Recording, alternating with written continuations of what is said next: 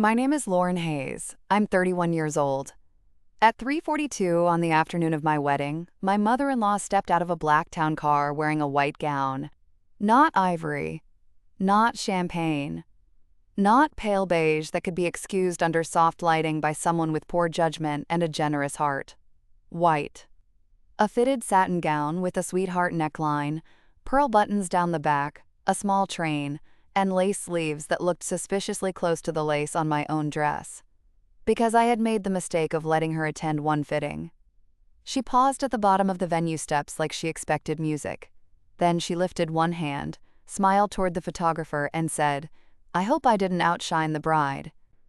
No one laughed, not because it was not a joke, because everyone understood it was not. I was standing inside the bridal suite on the second floor of Magnolia House, looking down through the tall, arched window, with my maid of honor, Emily, beside me and my makeup artist frozen behind us, holding a powder brush in the air. My dress hung on the wardrobe door, my real wedding dress. A soft white A-line gown with hand-sewn floral lace at the bodice. A long veil, and 3 tiny blue stitches hidden inside the hem, because my grandmother had always said every bride needed something blue, where only love could find it. My grandmother, Eleanor Whitmore, had founded Magnolia House 43 years earlier. It had been an abandoned estate when she bought it with money from selling her catering business. People said she was foolish. A widow in her 40s, buying a crumbling historic property with leaking roofs, dead gardens, and walls full of old electrical problems. Grandma said, "Some women mourn by folding towels.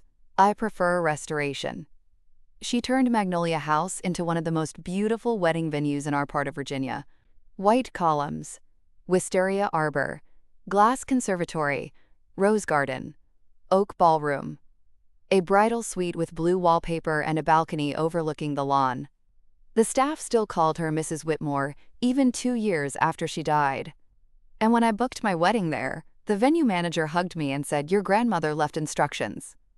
Of course she had. Grandma left instructions for everything. How the linens should be folded. Which roses smelled best in June. Which vendors were reliable. Which electrical panel not to trust. Which relatives needed watching. That last category became important, because my fiancé's mother, Victoria Hayes, had spent the entire engagement trying to turn my wedding into her performance. Not our wedding. Not her son's wedding. Hers. She had asked if she could walk down the aisle to her own song. She had requested a mother-son dance before our first dance. She had told the florist she preferred white roses because white is my signature. She had asked whether she could give a toast from the heart even after I explained we were keeping speeches limited. She had told my fiancé Daniel that marriage was a transition for mothers too, and that she hoped I would not become one of those wives who forget the woman who made the groom. Daniel loved his mother. That was never the issue. The issue was that Victoria loved being loved by him more than she respected anyone else loving him. Still, we tried. We included her in the rehearsal dinner. We gave her a corsage. We invited her to the bridal brunch. We let her choose a song for the mother-son dance from a list. We told her the dress code clearly. And 3 weeks before the wedding, after hearing rumors from Daniel's aunt that Victoria had purchased, quote, something bridal, I sent her a message. "Victoria, please do not wear white, ivory, cream, champagne, or anything resembling a bridal gown to the wedding.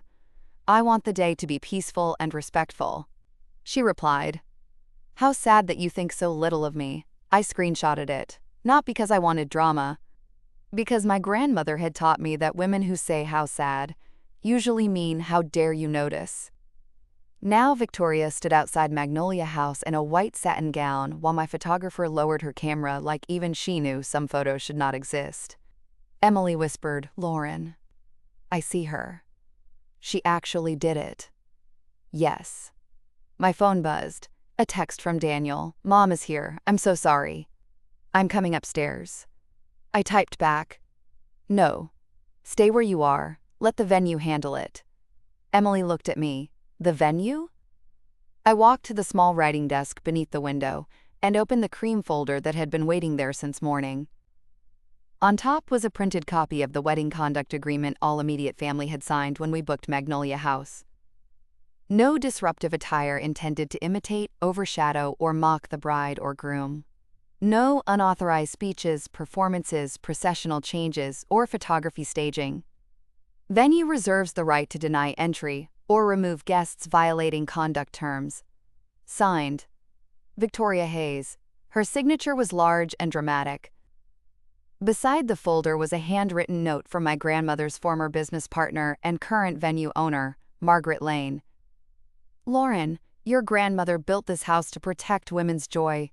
We know what to do." Downstairs, Margaret herself stepped onto the front portico. She was 72 years old, silver-haired, elegant, and terrifying in the way Southern women become terrifying when politeness has documentation behind it. She looked at Victoria's gown. Then she looked at Victoria. Then she said, calm enough for the photographer, the ushers, and half the arriving guests to hear, "Mrs. Hayes, you will need to leave and change." Victoria blinked. "Excuse me." Margaret held a tablet in one hand and a garment bag in the other. "You are in violation of the signed conduct agreement. We have a navy dress available in the bridal emergency wardrobe, or your driver may take you elsewhere. But you may not enter Magnolia House dressed as a bride." Victoria's face went red. "This is my son's wedding." Margaret smiled. "Yes, and not yours." This is that story. Before I tell you how my mother-in-law learned that wearing white to a wedding is risky when the bride's late grandmother founded the venue, tell me where you are watching or listening from, and what time it is there. I always wonder who hears stories like this while remembering the moment someone tried to steal your joy and met a woman with a clipboard. And if you connect with stories about women who were underestimated, disrespected, pushed aside, and quietly took their power back, like and subscribe to Ultimate Revenge. Some women do not cry in the bridal suite. Some women let grandma's venue rules do what they were written to do. I grew up in Richmond, Virginia, in a family where women had soft voices, strong spines, and emergency sewing kits in every room. My mother, Diane, was a school librarian. My father, Robert, worked in civil engineering and measured twice before speaking once. They were kind, steady people who taught me manners not as submission but as structure. Say thank you, write notes, arrive on time, do not confuse volume with power. Do not touch other people's wounds for entertainment. But my grandmother Eleanor was the real force in our family. She was my mother's mother, and she believed beauty was a responsibility. Not beauty as vanity, beauty as care. She said a well-set table told a guest they were expected. A clean porch told grief it could sit down. Fresh flowers told a bride the day was worth preparing for. She had hosted over 1,200 weddings at Magnolia House and could spot family sabotage before appetizers. When I was little, I spent summers there with her. I dusted chairs, folded napkins, counted votive candles, carried lemonade to bridesmaids, picked fallen petals from the aisle runner. Grandma taught me the secret rhythm of weddings: joy, nerves, logistics, and at least one relative who believed the day was secretly about them. "There is always one," she told me when I was 14, watching a groom's aunt rearrange centerpieces. One what? One person who mistakes attention for love. I did not understand then. I would. The symbolic object in this story was Grandma's brass key. It opened the original front door of Magnolia House before electronic locks were added. Heavy, old-fashioned, tied with a faded blue ribbon. Grandma kept it in the top drawer of her office desk and called it the reminder. A reminder of what?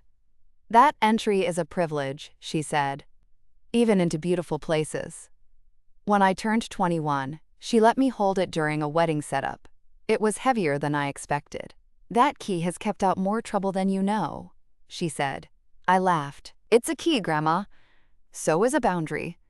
After she died, Margaret gave me the brass key in a velvet pouch. "She wanted you to have this," Margaret said. "Not because you own the venue, because you understand what it protects." I cried holding it. By then, I had met Daniel. Daniel Hayes was not the kind of man I expected to marry, because he was quieter than the men I had dated before. We met at a community fundraiser in Alexandria, where I was helping coordinate donor check-in, and he was volunteering with a literacy nonprofit. He spilled coffee on a stack of name tags, apologized to every individual name tag, and then spent 20 minutes helping me rewrite them by hand. He had kind eyes. That sounds ordinary until you learn how rare kind eyes are when paired with accountability. He was an architect, thoughtful, patient, funny in a dry way that snuck up on people. He loved old buildings, which meant he loved Magnolia House immediately when I brought him there to meet Grandma. Grandma was already sick then. Congestive heart failure had slowed her, but not softened her standards. She sat on the conservatory bench, while Daniel admired the restored ceiling beams. "Do you love the house or my granddaughter?" she asked him. He turned. "Both, but I'm only hoping one loves me back." Grandma stared at him for 3 long seconds, then smiled. Acceptable. That was her blessing. Victoria Hayes entered my life like perfume in an elevator. Expensive, overwhelming, hard to ignore. She was widowed, elegant, and accustomed to rooms making space for her feelings. Daniel's father had died when Daniel was 16, and Victoria had spent the years since building her identity around sacrifice.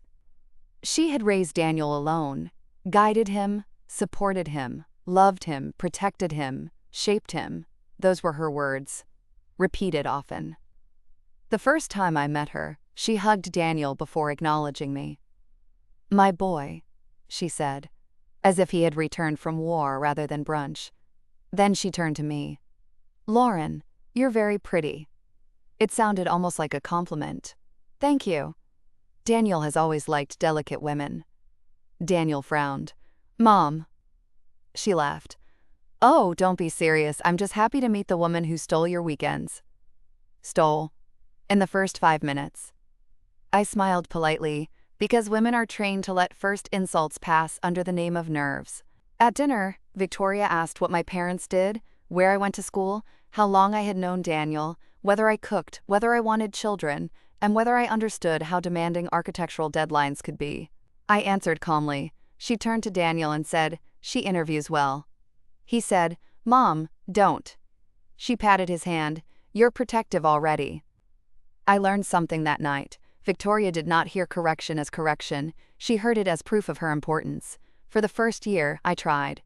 I invited her to dinner, sent birthday flowers, asked about family traditions, listened to stories about Daniel as a child, included her in holiday planning. She responded with warmth when she felt centered and frost when she did not. If Daniel and I spent Thanksgiving with my parents, she developed a migraine. If we went to her house, she cried during dessert about how quickly children grow up. If Daniel did not answer her calls immediately, she texted me, "Is he with you?" As if I were harboring a fugitive. When Daniel proposed, Victoria's reaction was theatrical. He told her first, alone, because he wanted to be gentle. Then we went to dinner with her. She arrived in black. Black. To celebrate our engagement. She said it was slimming. At dinner, she cried before appetizers. "I'm happy," she insisted, dabbing under her eyes. "It's just emotional. A mother loses a son differently than people understand." I said softly, "You're not losing him." She looked at me. "You wouldn't understand yet." Daniel took my hand under the table. That helped, not enough. Wedding planning brought out the truth in full color. Victoria asked about the venue first. "We'll need to tour several," she said. "We already chose Magnolia House." I told her. Her smile stiffened. "Your grandmother's place." "Yes." "Isn't that a little sentimental?" "It's meaningful." She took a sip of tea. "I just worry it will feel like your family's wedding." "It is our wedding." "Of course." That of course carried a knife. She wanted a country club near her neighborhood because, quote, Daniel's father's friends would expect something refined. Magnolia House was one of the most respected venues in the state, but because it belonged to my history, she treated it as quaint. Daniel shut that down. "We're getting married at Magnolia House." Victoria looked wounded. I only wanted to be included. He said, "Being included doesn't mean choosing." I remember looking at him with gratitude and fear. Gratitude because he defended us. Fear because I knew she would punish him later. She did. A long message at midnight. I suppose mothers become guests in their sons, lives once another woman enters. Daniel showed it to me. What do I even say? I said, "You can say you love her, and the venue is decided." "He did," she replied with a broken heart emoji. The dress issues began early. At the bridal boutique, I invited my mother, Emily, and, against my better judgment, Victoria. Grandma had died the year before, and I think part of me wanted an elder woman there who could be joyful. That was naive. Victoria arrived in a white pantsuit. Emily whispered, "Is this a cry for help or a warning?" I whispered, "Both." At first, Victoria behaved. She praised a satin gown I did not like, criticized a lace one my mother loved, said things like, "That one is very you," in a tone suggesting you was unfortunate. Then I tried on the dress. My dress. Soft white, floral lace, clean lines, timeless without being stiff. When I stepped out, my mother covered her mouth. Emily cried. I looked in the mirror and saw not a princess, not a performance, but myself inside something that felt like home. Victoria was quiet. Then she said, "It's pretty. Very simple." Simple. From her, not praise. I smiled. "I love it." My mother said, "Your grandmother would too." Victoria's eyes flicked. There it was. The competition with a dead woman. After the appointment, the bridal consultant printed details for alterations. Victoria asked too many questions about fabric, shade, silhouette, delivery dates. I thought she was being nosy. She was collecting information. 2 months later, Daniel's Aunt Marjorie called me. Marjorie was Victoria's older sister and had the weary honesty of a woman who had survived her since childhood. "Lauren," she said, "I don't want to cause trouble." "That means trouble is already wearing shoes." She sighed. "Your future mother-in-law purchased a white gown." I closed my eyes. How white? Wedding white. Maybe for another event? "Sweetheart," she told the sales associate her son was getting married and she wanted something unforgettable. Unforgettable. I thanked Marjorie and texted Victoria, "Please do not wear white, ivory, cream, champagne, or anything resembling a bridal gown to the wedding. I want the day to be peaceful and respectful." Her response came 6 minutes later. "How sad that you think so little of me." I showed Daniel. His face went pale. "I'll talk to her." He did. She denied it. She cried. She said Marjorie had always been jealous. She said she would never embarrass Daniel. She said I had clearly never understood her. She said she had already chosen a silver dress. Daniel wanted to believe her. Not fully. Enough to sleep. I did not. I called Margaret at Magnolia House.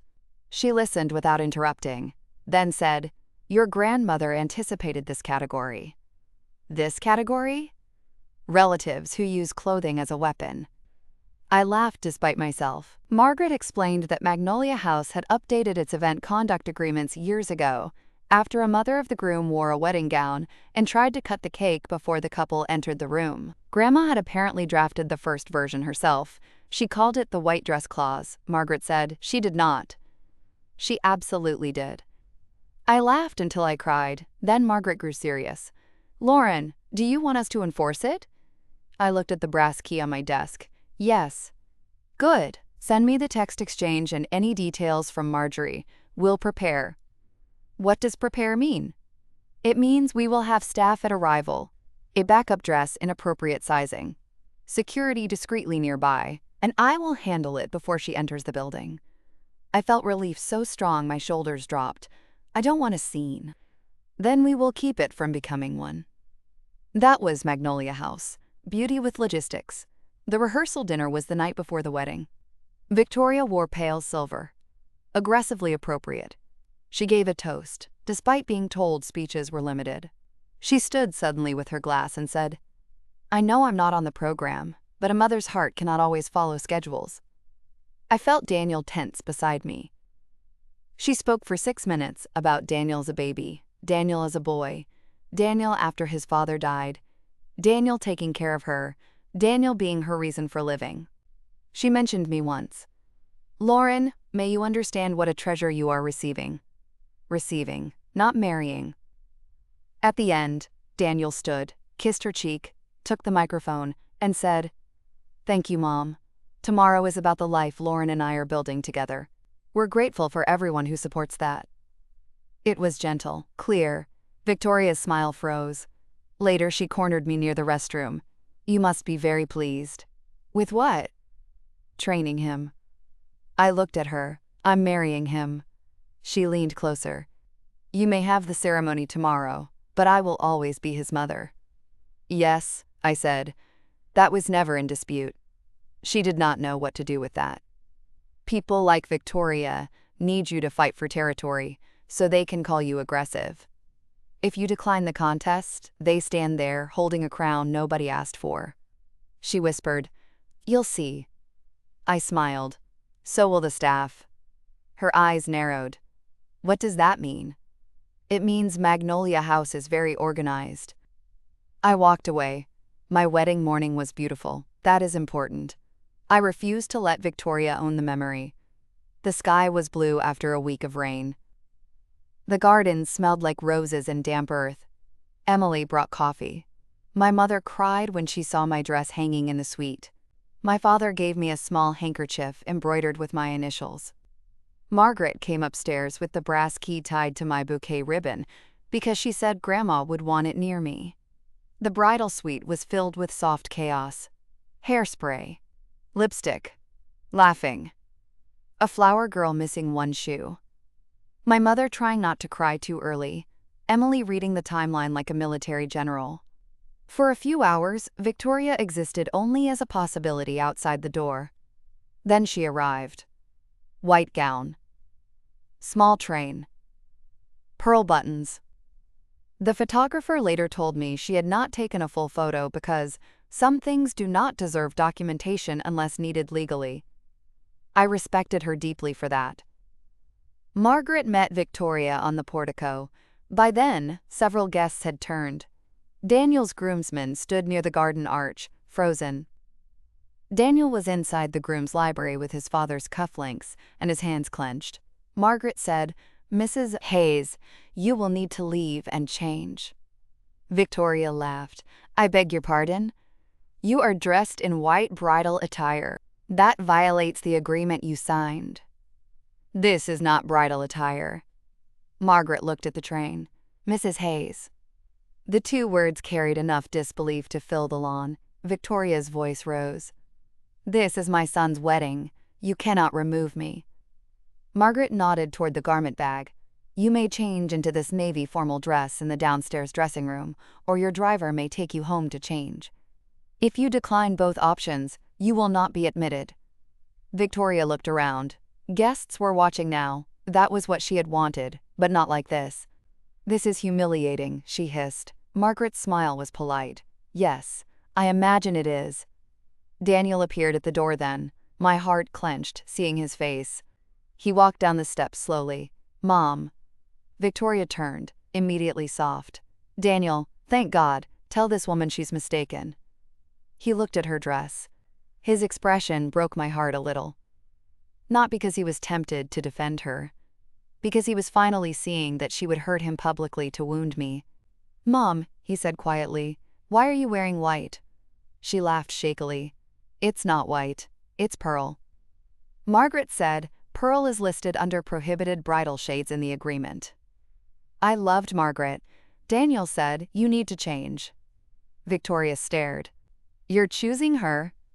The lawn went silent. Daniel's voice remained calm, though I knew him well enough to hear the pain under it. "I'm choosing my wedding." Victoria recoiled. "I am your mother." "Yes," he said, "and I asked you not to do this." Tears filled her eyes on command. "After everything I sacrificed." Daniel held up one hand. "No, not today." Those 3 words were the real ceremony before the ceremony. "No, not today." Margaret stepped forward. "Mrs. Hayes, your options remain the same." Victoria looked toward the guests, waiting for rescue. Marjorie folded her arms. My father stood near the doorway like a quiet wall. Emily, from beside me upstairs, whispered, "I would follow that woman into war." I did not know whether she meant Margaret or me. Maybe both. Victoria chose the navy dress. Not because she accepted responsibility. because leaving would have cost her too much audience. 2 staff members escorted her to the downstairs dressing room. Security stood nearby. Margaret waited outside the door. The navy dress was elegant, high-necked, properly formal, and impossible to mistake for bridal. It came from Magnolia House's emergency wardrobe, usually used for torn zippers, spilled wine, or guests who misjudged formality. I later learned Grandma had insisted the emergency wardrobe include one dress for a woman who knows exactly what she did. That woman had a size range. Grandma thought of everything. Victoria emerged 12 minutes later in navy, face pale, jaw tight, white gown folded in a garment bag carried by a staff member. Margaret said, "Thank you. You may join the family seating now. Any further disruption will result in removal from the property." Victoria did not answer. Daniel looked up at the bridal suite window. I stepped back before he could see me crying. Emily hugged me. "Are you okay?" "Yes." "You don't have to be." "I know." But I was. Not because it did not hurt, because the boundary held. The ceremony began 7 minutes late. Nobody cared. I walked down the aisle under the wisteria arbor with my father beside me and Grandma's brass key tied to my bouquet. Daniel stood at the end, eyes wet, shoulders steady. When I reached him, he whispered, "I'm sorry." I whispered back, "You did right." He closed his eyes for half a second. Then we married. The vows were ours, not Victoria's. The flowers were ours. The music was ours. The sun moved through the garden like a blessing. My veil lifted once in the breeze, and the brass key tapped softly against the bouquet stems. I thought of Grandma then, somewhere beyond the blue sky, clipboard in hand, saying, "Good. Proceed." I need to pause here for a second. If you have ever watched someone try to turn your milestone into their stage, you know exactly what that moment felt like. It was not just a white dress. It was a test of whether everyone would let her disrespect become your responsibility. If this story is hitting close to home, leave a comment and tell me who protected your peace when someone tried to steal it. And if you have not already, subscribe to Ultimate Revenge. The quiet part is over. Victoria behaved during the ceremony because security sat 2 rows behind her. I am not ashamed to admit that helped. At the reception, she tried smaller tactics. She attempted to stand before the toasts, but Margaret appeared beside her table with the speed of a woman who could hear entitlement from across a ballroom. She tried to request a song from the band before the first dance, but the band leader had instructions. She asked the photographer for mother and son portraits during golden hour, but the photographer said, "Those are scheduled after couple portraits, if time allows." If time allows. A beautiful phrase. Time did not allow. The mother-son dance happened after our first dance, as planned. Daniel chose the song from the list they had agreed on. Victoria cried through it, but quietly. At the end, Daniel hugged her and said something I could not hear. She nodded once. For a moment, I almost felt sorry for her. Then I remembered the white gown. Pity is not the same as permission. The rest of the wedding was joyful, truly. People danced. My father gave a toast that made everyone cry. Emily's speech made everyone laugh. Daniel's best man told a story about him redesigning a birdhouse because the bird deserved structural integrity. The cake was lemon and elderflower, Grandma's favorite combination. The ballroom glowed with candles. The garden lights came on at dusk. My mother danced barefoot with Daniel's Aunt Marjorie. Even the flower girl found her missing shoe in a planter. At 10:30, Margaret pulled me aside. "You look like your grandmother," she said. "I hope that's a compliment." "It is a warning and a blessing." I laughed. She handed me a small envelope. "From Eleanor. She wrote it when you booked the venue." My breath caught. She knew I'd marry here? She hoped. Inside was Grandma's handwriting. "Lauren, if you are reading this, you are wearing a dress somewhere in my house, and I am either in the next room interfering or somewhere beyond it trying. Remember this. A wedding is not a test of how much disrespect you can absorb gracefully. Grace includes gates. Joy deserves protection. Let the people who love you hold the line. And eat cake. Brides forget. Love. Grandma." I cried then. Properly. Messy. Emily brought tissues. Daniel read the note and cried too. Then we ate cake, because Grandma had instructed it. The public fallout began the next morning. Victoria posted a photo of herself in the navy dress with the caption, Sometimes mothers are treated like guests at their own sons' weddings. I chose dignity. Marjorie sent me the screenshot with, "Do you want me to behave?" I replied. For now. Daniel called his mother before we left for our short honeymoon. He put the call on speaker because he said he had nothing private to hide from me anymore. "Mom," he said, "take the post down." I didn't name anyone. "You wore a white gown to my wedding after being asked not to. The venue enforced the agreement you signed. Do not make yourself the victim." She gasped. "I cannot believe how she has changed you." Daniel looked at me, then closed his eyes. "She didn't change me. She gave me a reason to stop letting you hurt people." Silence. Victoria began crying. "I just wanted to feel included." "No," Daniel said. "You wanted to be centered." That was the most honest sentence he had ever said to her. She hung up. The post stayed up for 2 hours. Then Marjorie commented. Victoria arrived in a white bridal gown with a train. The venue gave her a navy dress instead of removing her entirely. That was more dignity than most would offer. The post disappeared in 6 minutes. I sent Marjorie a thank you text. She replied, "I behaved for 2 hours. That is my gift." Victoria did not speak to us during our honeymoon. It was peaceful. We spent 4 days in Charleston, walking under live oaks, eating too much seafood, and sleeping late. Daniel was quieter than usual the first day. On the second night, sitting on a hotel balcony, he said, "I'm embarrassed." I took his hand. "You didn't wear the dress." "No, but I knew she might do something, and part of me hoped it would just not happen." That's human. It's cowardly. It would have been cowardly if you let her in wearing it. He looked at me. I almost froze. "But you didn't." He nodded. "I heard your grandmother in my head." I smiled. "You never met her enough for that." "Yes, I did. She asked if I loved the house or you." I laughed. "She approved of you." "I hope she still does." "She does." Then he said, "I need to set boundaries before we have children." That sentence mattered. Not because children were immediate, because he understood the pattern could not be allowed to continue. When we returned, Daniel met with Victoria alone. Not at her house, at a cafe. Public. Neutral, with an exit. He told her that what happened at the wedding had damaged trust. He told her that criticizing me, competing with me, or framing his marriage as abandonment would create distance, not closeness. He told her she would not be welcome in our home if she disrespected me. He told her future holidays would be invitations, not obligations. She cried. He stayed. She said I had turned him against her. He said her behavior had consequences.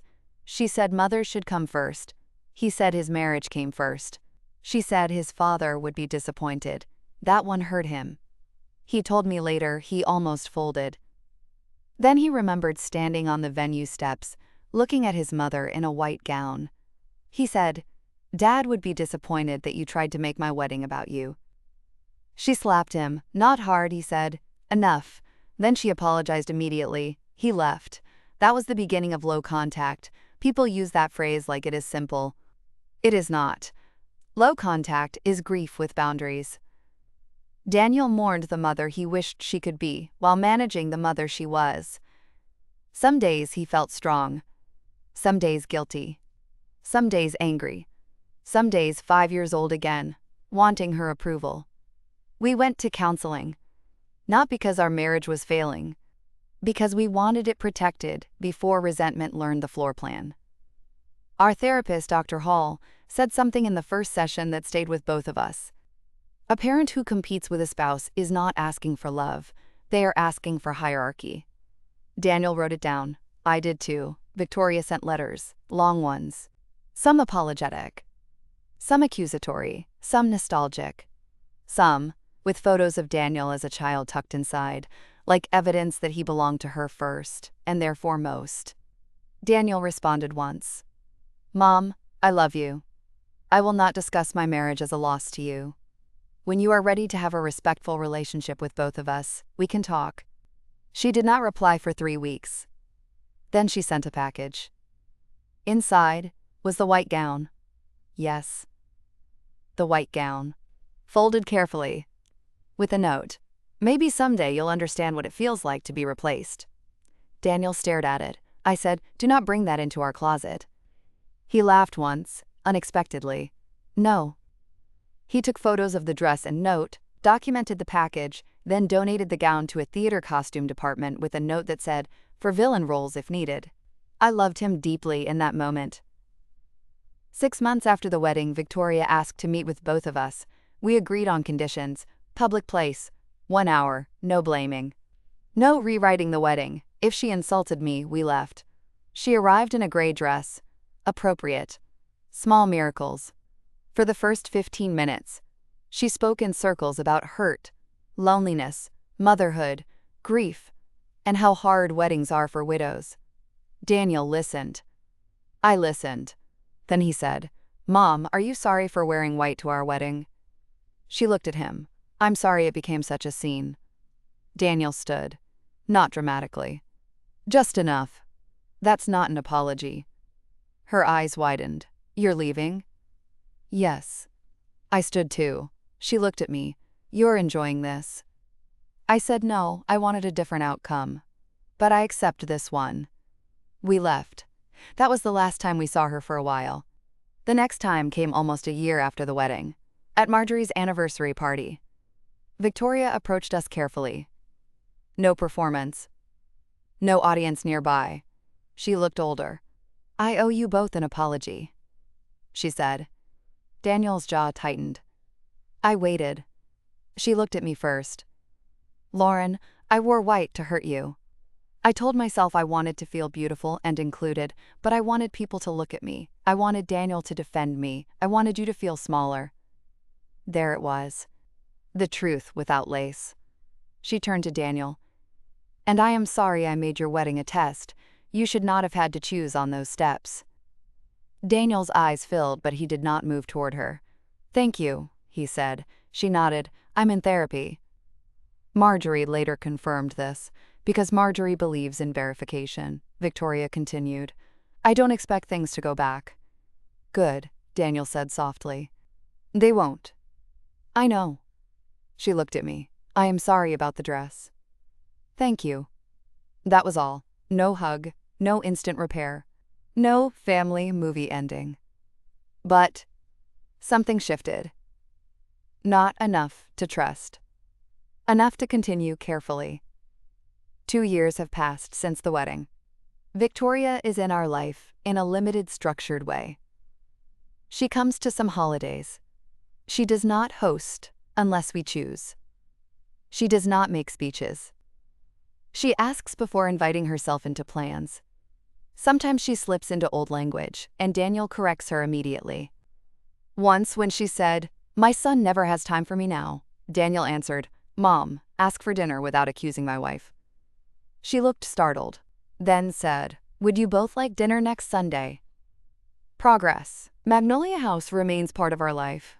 Margaret retired last year, but not before giving me one last tour of Grandma's office. The brass key now hangs framed in our hallway with Grandma's note beneath it. Grace includes gates. Joy deserves protection. Daniel reads that line sometimes when his mother texts something complicated. I read it when I feel guilty for not making everyone comfortable. Our wedding photos are beautiful.